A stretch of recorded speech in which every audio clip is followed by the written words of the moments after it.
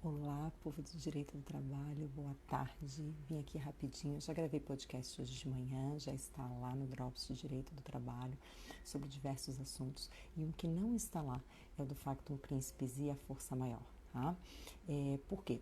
Porque eu já gravei um áudio sobre isso, está lá no Telegram, na minissérie de Princípios de Direito do Trabalho, que hoje também recebeu material novo, ficou bem bacana esse primeiro material, que eu acho que nós vamos poder utilizar bastante em termos de Lei 14.020, fazer diversas comparações, e eu já começo a fazer uma delas, inclusive em relação à gestante e direito intertemporal e tudo mais.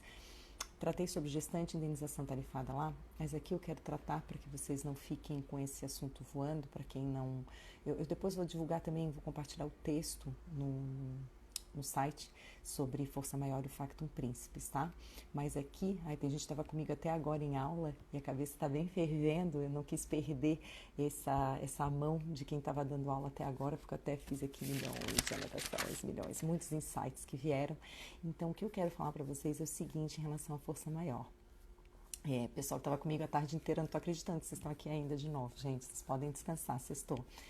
O que eu quero falar é o seguinte, eu já tinha comentado sobre a questão da Força Maior e do Factum Principis num artigo que estava no site no começo do ano, logo que tudo começou, eu tirei, porque eu quis atualizar mesmo, e agora a gente tem uma previsão no artigo 29 da Lei 14.020, né, que é da conversão da MP 936.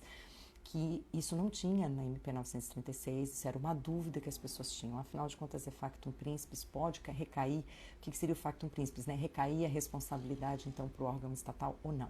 Então, eu só quero dizer para vocês o seguinte, o artigo 29 da lei diz, não se aplica o disposto no artigo 486 da CLT, que é o artigo que trata de factum principis, na hipótese de paralisação ou suspensão de atividades empresariais determinada por ato de autoridade municipal, estadual ou federal para o enfrentamento do estado de calamidade pública. Então vejam, gente, pela lei 14.020 foi excluído expressamente o factum principis. E o que seria a aplicação do factum principis? Seria a gente ter uma situação de fechamento, de encerramento das atividades por parte do empregador e que recaísse o pagamento da indenização para o Estado. Estado aqui entendido União, Estados e municípios, entes federados, tá? Então, boa tarde. Então, só para entender isso, a gente faz só um link com o artigo 501 da CLT, tá? Então, o artigo 501 da CLT trata de força maior e o factum principis não deixa de ser uma especificidade da força maior. O artigo 501 fala do que é a força maior, tá? A medida provisória 927 começa dizendo que para fins trabalhistas o que nós estamos vivendo, o estado de calamidade pública, é hipótese de força maior, então estamos de fato vivendo hipótese de força maior. O que isso significa nos casos, o que significa isso para o trabalhador?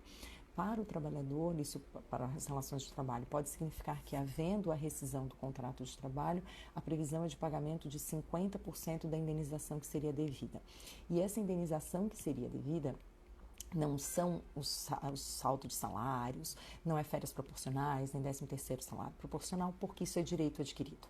Isso já faz parte do patrimônio jurídico e econômico do trabalhador. As verbas que a gente chama de indenização, é a indenização do fundo de garantia de 40%, que então seria devida pela metade, de 20%.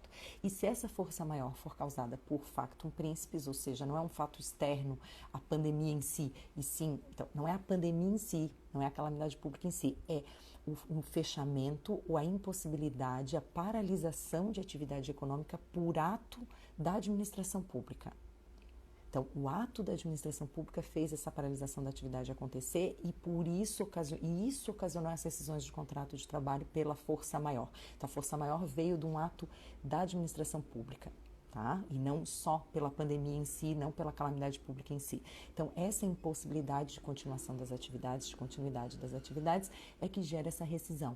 E aí, ao contrário do que muita gente pensa, não é uma carta, um buraco para não pagar nada, é para pagar tudo, verbas rescisórias. O que fica de fora nos parece, né? Eu tenho pensado muito sobre isso. Acho que o aviso prévio realmente não há como, porque justamente vem um decreto dizendo que aquela atividade econômica não pode funcionar. Então, prévio aviso é quando a empresa sabe que não vai mais querer aquele trabalhador e, nesse caso, ela não sabe, né? Então, um aviso prévio ficaria de fora e a indenização do FGTS, que em vez de 40%, 20%. E se for factum principis, quem vai pagar esses 20% vai ser a autoridade que determinou o encerramento das atividades ou a paralisação das atividades. E como que nós vamos saber disso, né? Por que o entendimento da lei agora de que não se trata de factum principis? Primeiro porque houve um incentivo de governantes de que se tratasse, né, de factum principis, desde que fosse o Estado e o município que pagassem na União. Mas claro que isso começou a surgir como uma dúvida efetiva, né, e real por parte das empresas e sindicatos e trabalhadores. Mas o entendimento aqui é muito simples. A premissa do factum principis é de que se trata de ato discricionário da administração pública, ou seja, conveniência e oportunidade. É um ato de decisão discricionária da administração pública.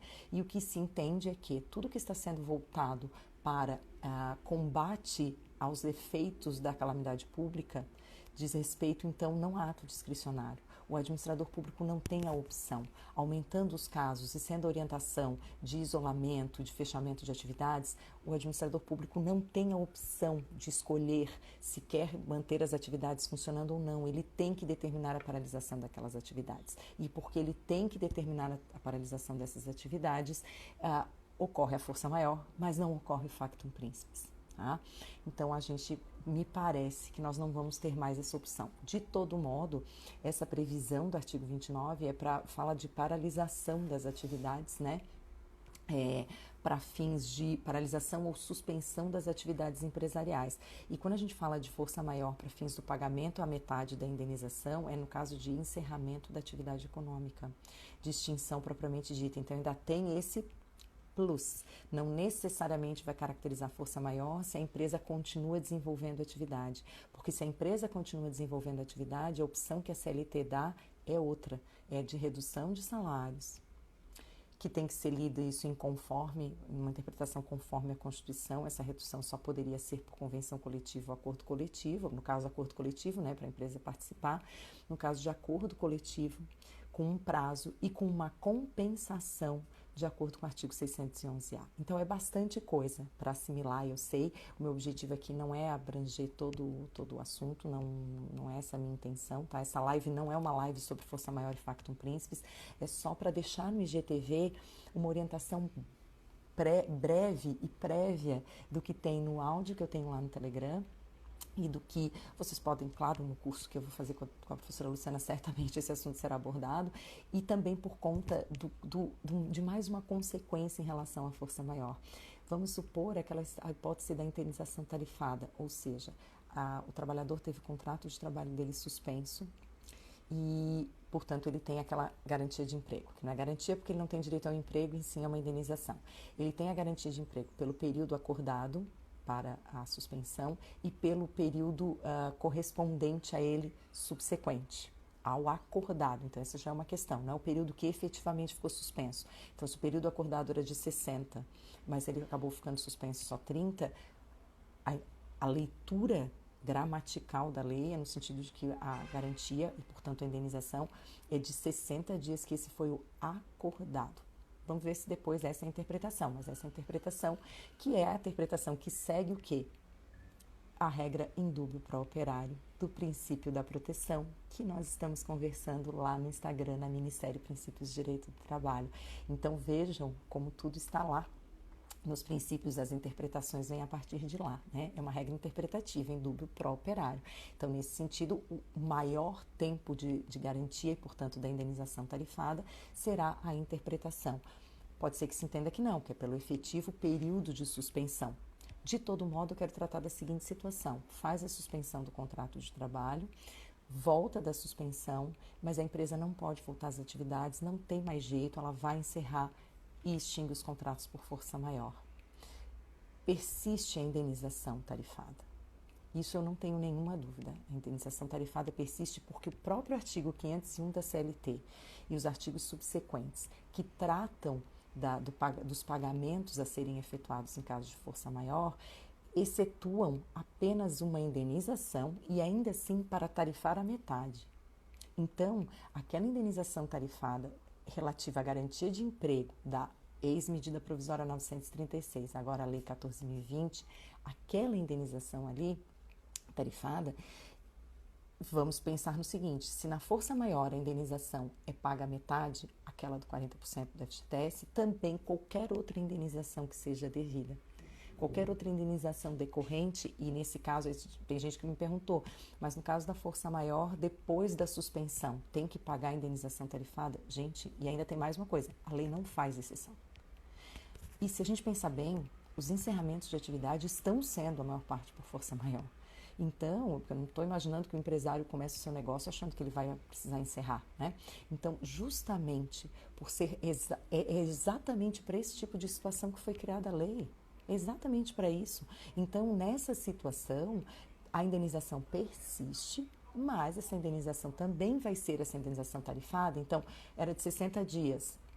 Depois de 60 dias de suspensão, tem mais 60 dias de garantia convertida em indenização. Precisou rescindir por força maior, devidos 30, devida à metade. E é uma verba que está muito clara que é indenizatória. Então, é diferente das garantias de emprego habituais da CLT, né, que a gente tem o direito à reintegração, e se não for possível a indenização, do período, com todos os percentuais e tudo mais. Nesse caso, não. Inclusive, essa indenização não conta, não é como aviso prévio indenizado. Não conta para projeção de contrato nem nada. É uma verba puramente indenizatória.